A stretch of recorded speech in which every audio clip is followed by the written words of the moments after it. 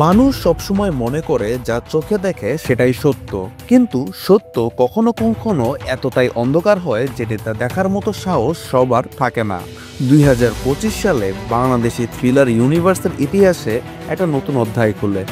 একটার পর একটা নাটক, একটার পর একটা রহস্য, একটার পর একটা অস্থিরতা, আর একটার পর একটা মাইন্ড গেম। আর মানুষের ভেতরে সে কালো অন্ধকার যাকে আপনি চোখে না দেখলে বিশ্বাসই করবেন না।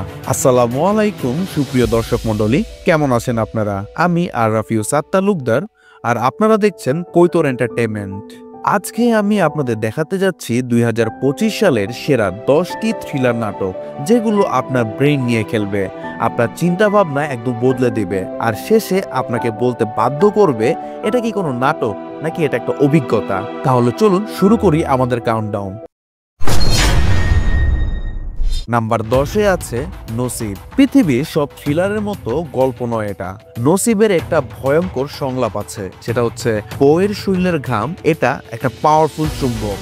এই ডায়লগের পরে কিন্তু দর্শক ধরে ফেলবে যে সামনে কিছু একটা অস্বাভাবিক আসতে চলেছে। ইন্সপেক্টর ইয়াশ একটা অদ্ভুত কেস হাতে পায়। এক মহিলা আসে পুলিশ স্টেশনে, কাপা কাপা গলায় বলে, স্যার, আমার বাসায় ভূতের শব্দ হয়। ইয়াশ প্রথমে হাসে, পরে বলে, ভূত বলতে কিছুই নেই, কিন্তু ভয় আছে। ইয়াশ সে বাড়িতে যায়, কিন্তু কিছুই পায় না। তারপর রাত বাড়তে থাকে আর ঘটনা অদ্ভুত হতে থাকে। ইয়াশের বউ আচরণ করতে থাকে অস্বাভাবিকভাবে। বাড়ির ভিতরের শব্দ, দরজার পেছনের ছায়া, গ্রামের নারী পুরুষদের মুখে এক অদ্ভুত ভয়। জিন আসে রাতে। ইয়াশ কিছুতেই বিশ্বাস করে না, কিন্তু রাত যখন গভীর হয় ভয়ের রং আরো গাঢ় হতে থাকে, আর তার চারপাশে সবকিছু নিয়ন্ত্রণের বাইরে চলে যেতে থাকে। একটা ভয়েস ওভার শোনা যায়, যখন বিশ্বাস আর ভয় মুখোমুখি দাঁড়ায় তখন মানুষ হারায় নিজের উপর নিয়ন্ত্রণ। শেষে জানা যায় সবকিছুই ছিল একটা প্ল্যান মাইন্ড গেম, কিন্তু কার আর কেন, এটাই এই নাটকের সবচেয়ে বড় রহস্য। বিশ্বাস করি নাই, আজ সেগুলোর উপরে ভরসা করতে মন চাইতেছিল।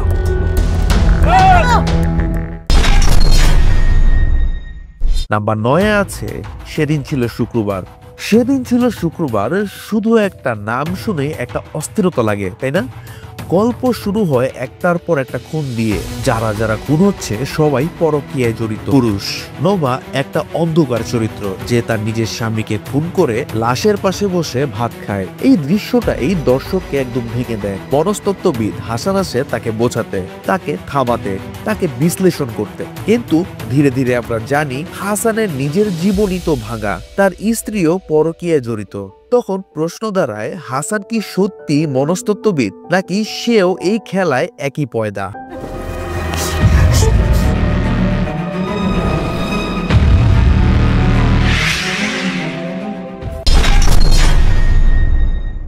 নাম্বার 8-এ আছে পাত্রিতজন। এটা শুরু হয় একদম ঘরোয়া পরিবেশ দিয়ে। জাকির আলম নতুন বউ নিয়ে জীবনের নতুন অধ্যায় শুরু করে, কিন্তু বউয়ের আচরণ ক্রমেই অদ্ভুত হতে থাকে। রাতে সে কারোর সাথে ফিসফিস করে কথা বলে, আচমকা ফোন কেটে দেয়। জাকির সন্দেহ করে বউ কি তার বন্ধুকে ভালোবাসে। এক সময় জাকির সিদ্ধান্ত নেয় বউকে সে মেরেই ফেলবে, কিন্তু ক্লাইম্যাক্সে দেখা যায় সবই ছিল ভুল, সবই একদম উল্টো। গল্প তখনই মাত্র শুরু হয়েছিল। শেষের কালোই মাখা সেদিন বর্ষাকাল, তাহার চোখে দেখেছিলাম আমার পরকাল।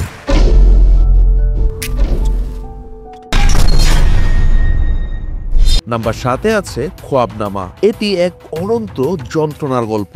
সিয়াম ভালোবাসে রূপাকে, রূপা ভালোবাসে অন্য কাউকে। সিয়াম প্রতারণা করে তাকে নিজের করে। সেখান থেকেই শুরু হয় একটা অন্ধকার যাত্রা। রূপা বুঝতে পারে সে বন্দী। সিয়াম বুঝতে পারে তার ভালোবাসা আসলে ছিল একটা আবেশ। একটা সংলাপ পুরো নাটককে একদম সংজ্ঞা করে দেয়। ভালোবাসা অসম্পূর্ণ থাকলেই বেশি চিরন্তন। এটি থ্রিলার হলেও এর মধ্যে দুঃখ, হতাশা আর মানুষের ভেতরের ভাঙা অংশগুলোর গল্প লুকানো। কখনো পরিকল্পনা মাফিক হয় না।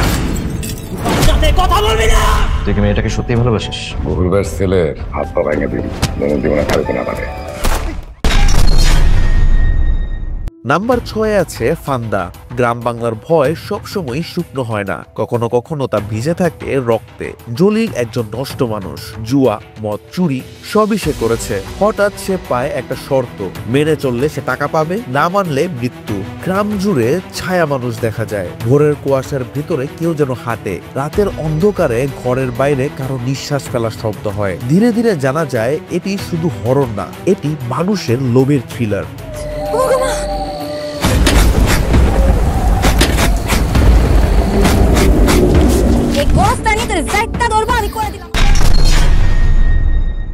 নাম্বার 5 আছে জিম্মি। এক সাধারণ মেয়ের হাতে হঠাৎ এক বক্স টাকা আসে। টাকা আসা মানে কোনো দায়িত্ব না, বরং ধ্বংস।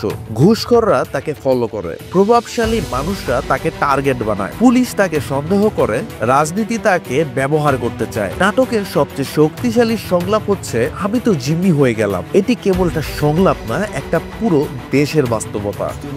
কত বড় বিপদে তুমি পড়ে গেছো। ভুলেই গেছিলাম লোভে পাপ আর পাপের জিম্মি।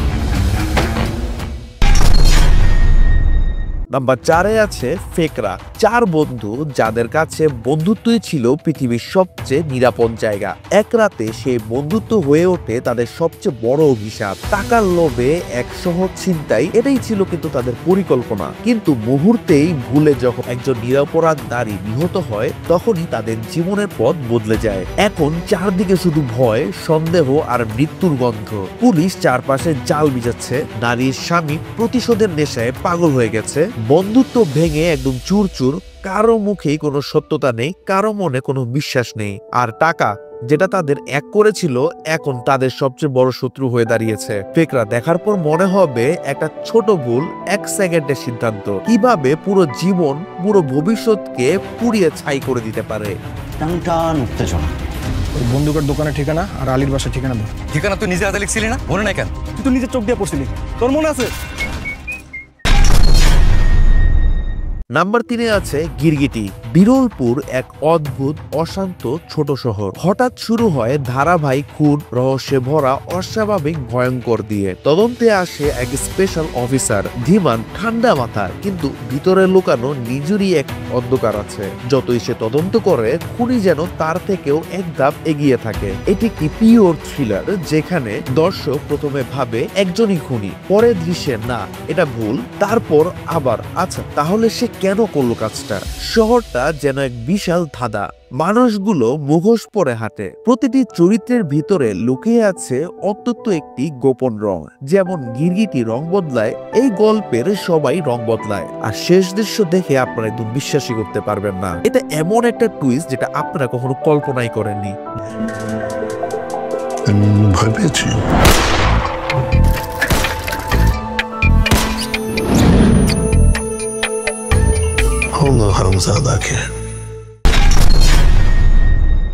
নাম্বার 2 আছে আকা। আজাদ সাধারণ একজন মানুষ, যাকে সমাজ বারবার অপমান করেছে, ঠকিয়েছে, অবহেলা করেছে। তার স্বপ্নগুলো একদম পিষে গেছে মানুষের নিষ্ঠুরতায়। একদম সে আর ভেঙে পড়ে না, সে একদম বদলে যায়। তার ভিতরে জমে থাকা রাগ, যন্ত্রণা, অপমান ধীরে ধীরে জন্ম দেয় এই আকাকে। আকা কোনো সুপার ভিলেন না, সে এমন একজন মানুষ যাকে আমরা নিজের দিকে তাকালেই খুঁজে পাই। রাগ, ক্ষোভ, ব্যথা, অন্যায়ের বিরুদ্ধে বিদ্রোহ। তার প্রতিশোধ কোনো যেন তেন প্রতিশোধ নয়, খুবই ভয়ঙ্কর। যাদের কারণে আজাদ ভাগা, আকা তাদের জীবনের প্রতিটি ইট একদম উল্টে দেয়।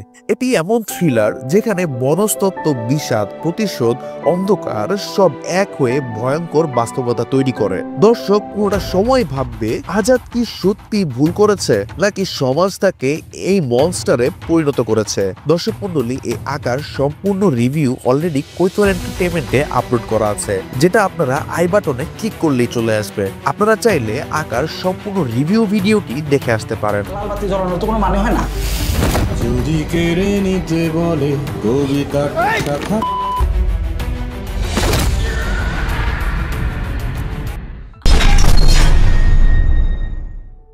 এখন আসি আমরা নাম্বার 1 এর কাছে। নাম্বার 1 এ আছে নীল শোক।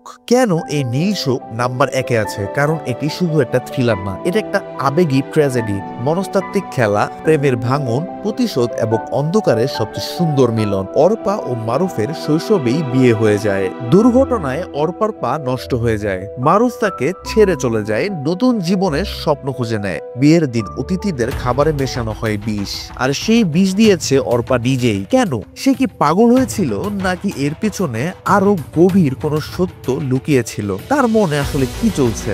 নীল শোকের যে শেষ 10 মিনিট আছে, এটা যেন একটা বোমা, যেখানে দর্শক বুঝতে পারে এই গল্প পুরোটা সময় যেদিকে যাচ্ছিল আসলে সেখানে যাচ্ছে না। টুইস্ট এতটাই শক্তিশালী যে 2025 সালে সেরা থ্রিলারের তকমা এটি পাওয়ার কথা। বাসায় গিয়ে বাবার সাথে বসবি, বাবাকে বুঝাবি। এত টাকা দিয়ে কি করছিলাম সত্যি করে বলো তো? বয়স হলে মানুষের চোখে কারণে অকারণে পানি চলে আসে। এমবিএ যখন করবে তাহলে কেমিস্ট্রি নিয়ে তো লাফালাফি করলে কেন? কিছু কথা 2025 সাল শুধু থ্রিলারের বছর না, এটা ছিল মানুষের মন, পাপ, ভয়, লোভ, ভালোবাসা সব মিলিয়ে একটা অন্ধকার আয়না। আর সেই আয়নায় নিজের প্রতিচ্ছবি দেখতে পারাটাই সবচেয়ে বড় সাহস। আপনার মতে কোন নাটকটা নাম্বার 1 হওয়া উচিত ছিল? কমেন্টে জানিয়ে দিন। তো প্রিয় দর্শক মণ্ডলী, আজকে এতটুকুই। আশা করি ভিডিওটি আপনাদের কাছে ভালো লেগেছে। এই ভিডিওটি যদি আপনাদের কাছে ভালো লেগে থাকে তাহলে অবশ্যই লাইক এবং শেয়ার করে আপনার বন্ধুদেরকেও দেখার সুযোগ করে দিন। আর অবশ্যই কৈতুর এন্টারটেইনমেন্টকে সাবস্ক্রাইব করে আমাদের পাশে থাকবেন। দেখা হচ্ছে পরবর্তী নতুন কোনো ভিডিওতে।